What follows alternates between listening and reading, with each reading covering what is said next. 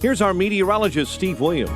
A sunny day with a high today at 66. It'll be clear tonight, low 46. Plenty of sun for tomorrow and Wednesday. High tomorrow 66. Wednesday's high 69. Rain Thursday, high 72. I'm Steve Williams on AM 560. The Answer. It's 51 at O'Hare. Next news coming up at 6:30. Chicago's Morning Answer with Dan and Amy continues next on AM 560. The Answer. This hourly segment is brought to you by the Alpha Wealth Group, bringing the trilogy of estate, tax, and investment planning together. Visit alphawealthgroup.com for a free report. This is Chicago's Morning Answer with Dan Proft and Amy Jacobson on AM 560. The Answer.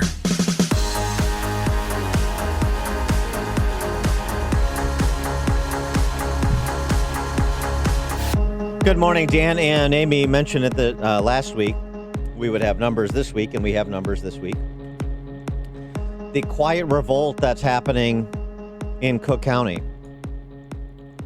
People aren't screaming, I'm mad as hell, I'm not going to take it anymore, out of their windows, but they're doing something more than just talking or yelling. They're not paying their property taxes. I know, you said that last week, and then all weekend long, every store I went into, I was wondering, did they pay? I wonder if they paid their property taxes.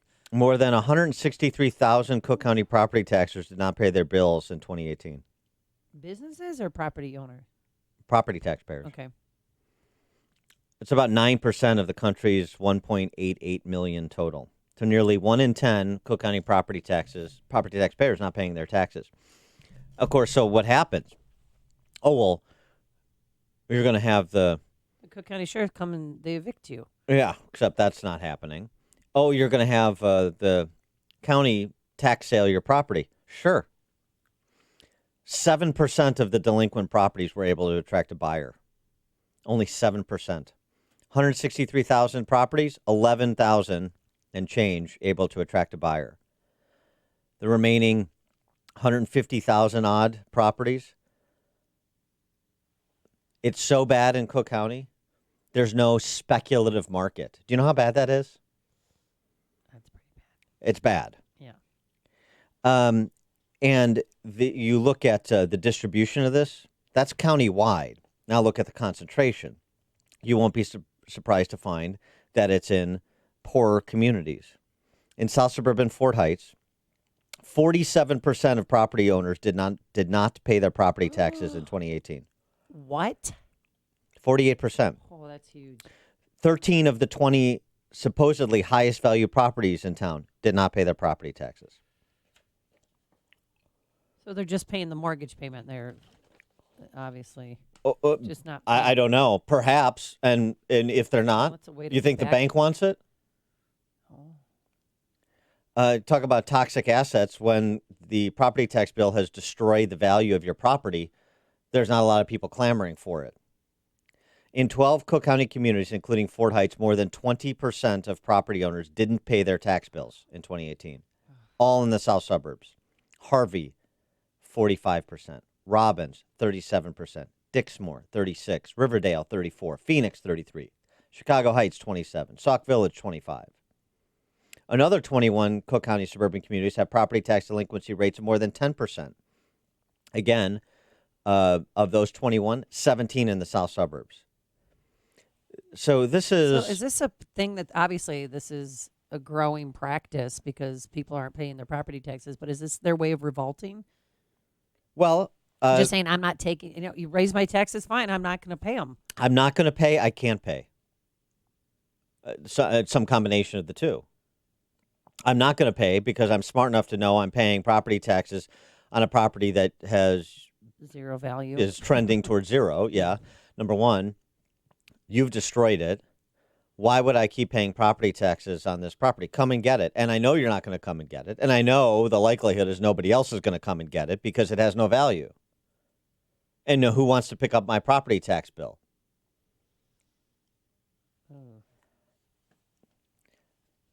City of Chicago represents 48% of Cook County, 54% of delinquent tax bills.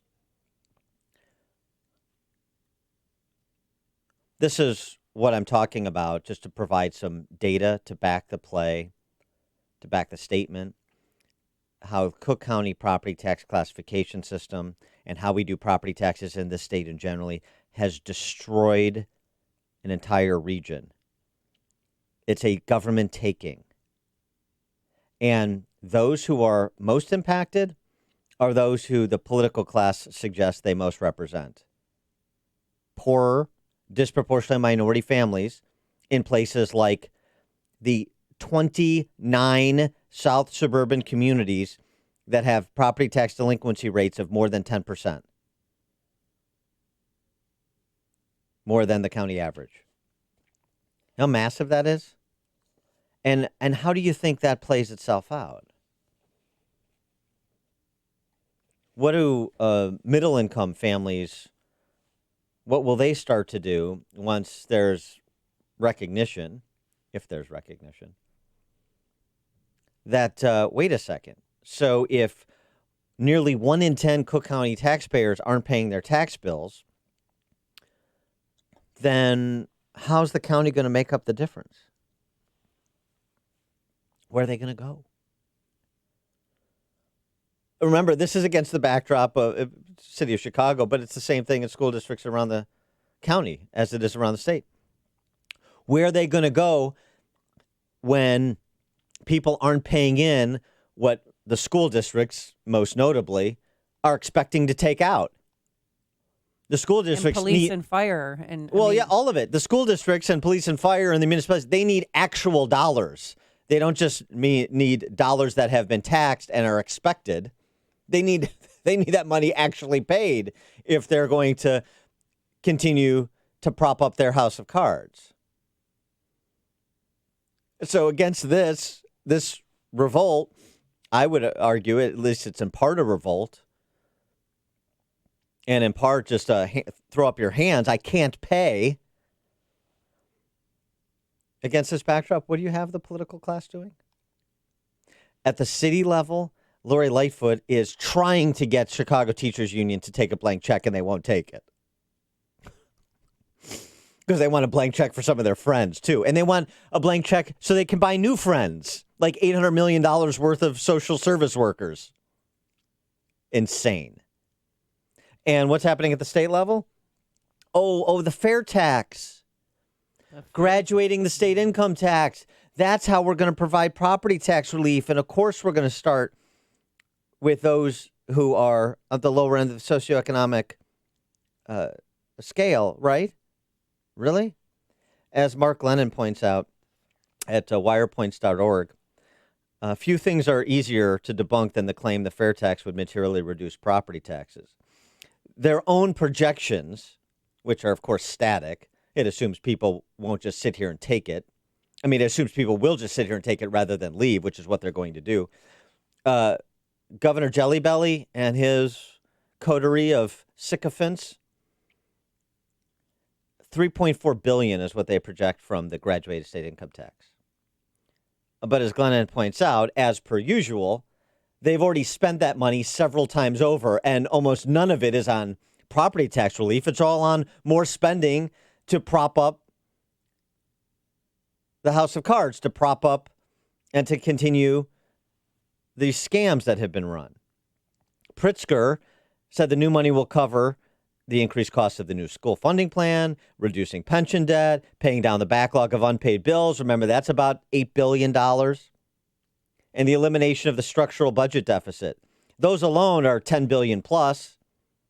The only property tax relief he identified is an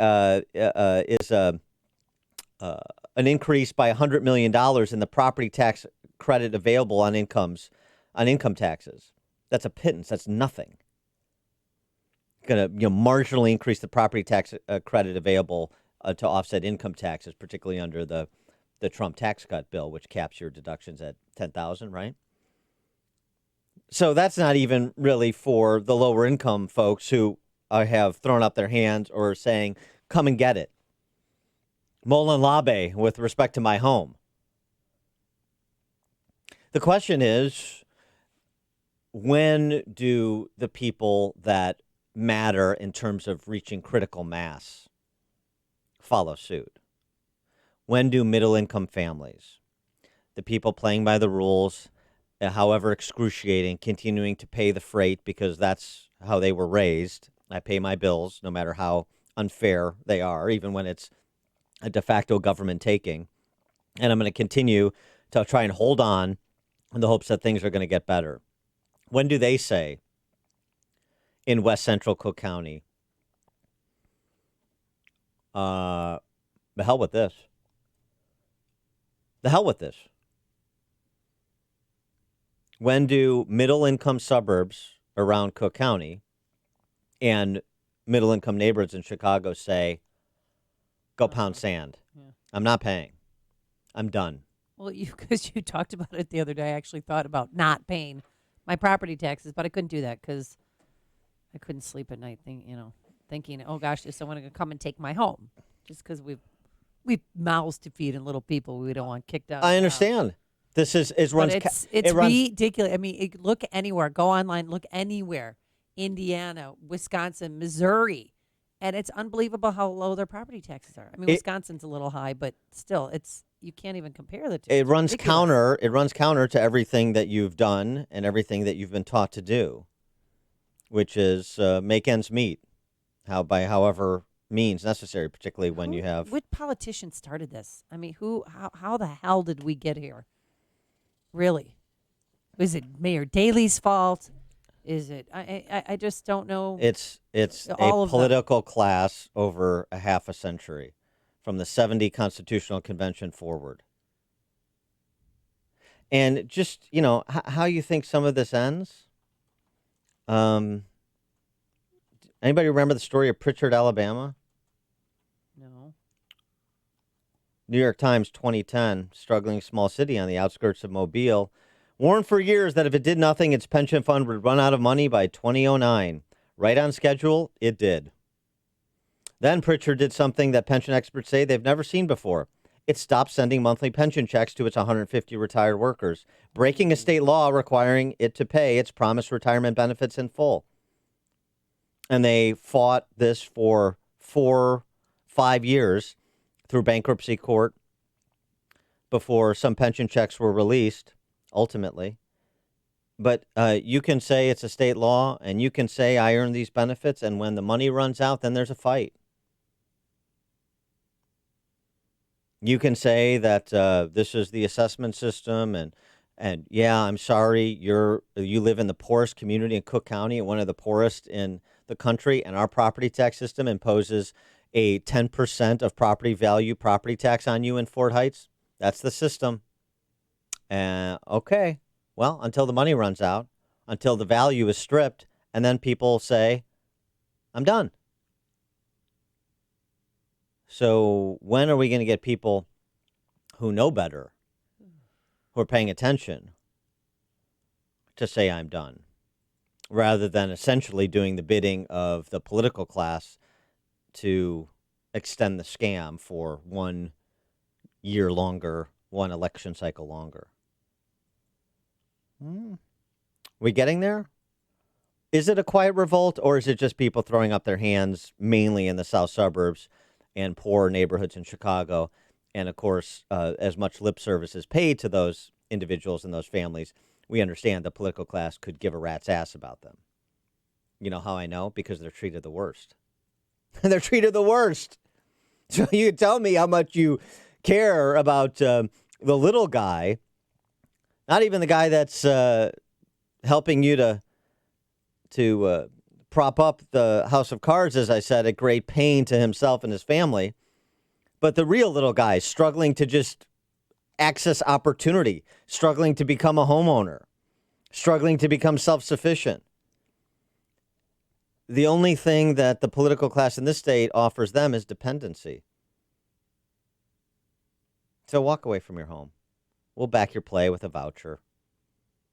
We've got the full panoply of welfare state benefits. That's how we'll take care of you and keep you quiet. Larry and Bartlett, you're on Chicago's Morning Answer. Hey, good morning, Dan and Amy. Dan, you almost sound like you're surprised. I escaped from Chicago in 1975, And I'm still amazed at how so many people will crab and complain and bitch of, oh, the taxes are so bad, but they keep electing the same Democrats. They may change their names every now and then, but it's their own fault. They keep electing the Democrats. How long is it going to take until they learn? Well, the problem, Larry, and by the way, things aren't much better in Bartlett. In fact, the No. property tax rate as a percent of home value for median property there is worse than in most places in Cook County. Because, of course, the suburbs assess property differently than does Cook County, suburban collar counties. But the problem is the alternative has been what? The Republican Party? And how's that gone? You know, you had Republican governors in the state for 25 years up until the beginning part of this century. Did they change the property tax system? I mean, let's just be honest with ourselves, be a little bit accountable. The problem is that you've allowed the Republican Party to be a cheap big government impersonation of the Democrat Party. There's been no self-policing by conservatives of the Republican Party, and so now you have one-party rule. You have the John Cass Combine. So there isn't a choice. It's Soviet.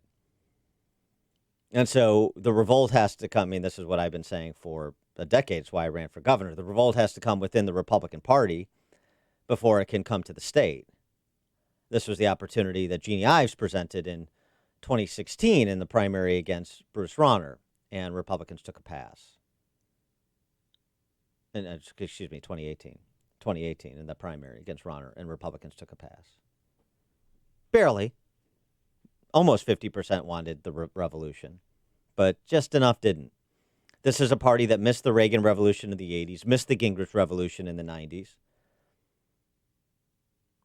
So, yeah, the Chicago Democrats have been in power, and Mike Madigan's the longest-serving House Speaker in the history of Western civilization. And Chicago is Chicago. Chicago was there, by the way, when we were electing Republicans statewide. Yeah. What did those Republicans do? When Republicans had control of the House for 2 years, but the Senate for a decade in the 90s. What did they do to change how we do property taxation to protect people's home value? What have they argued for since in the intervening 20 years in the minority? When you're in the minority, or as they are now, the super minority, that's a great time to press the envelope, come up with big ideas to try and reframe conversations, to galvanize people to pay attention and have a reason to change out the same old Democrats for something qualitatively new. And what have been the big ideas offered? And from whom? We get any calls on that? I bet we won't. We'll certainly not get them from any Republican legislators.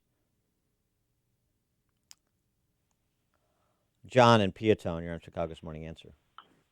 Hi there. You know, every single one of those communities in the south suburbs that you named were mayors and managers of those towns that signed on to the $60 million improvements for the Peatone Airport. All that money taken away from the schools and the roads that it should have gone to. They held a private meeting, wouldn't you know, in those suburbs rather than out in Peatone because they couldn't get anybody to fund the runways. Yeah. So nobody wanted to fly there. Right. Why would you fly every to one of those mayors and managers. Yeah, but here's the you know why they did that, John, and this was Jesse Jackson Jr.'s. Oh, I do. Right. I mean, they did that because that was the home run or the grand slam that they needed to keep the game going. I mean, there's no way they're going to structurally reform in a way that imposes a reckoning. So they need the third airport for the big payday to keep this scam running. And now what are they talking? The casino in East Hazelcrest, that's going to be the panacea now. That's the new one, right?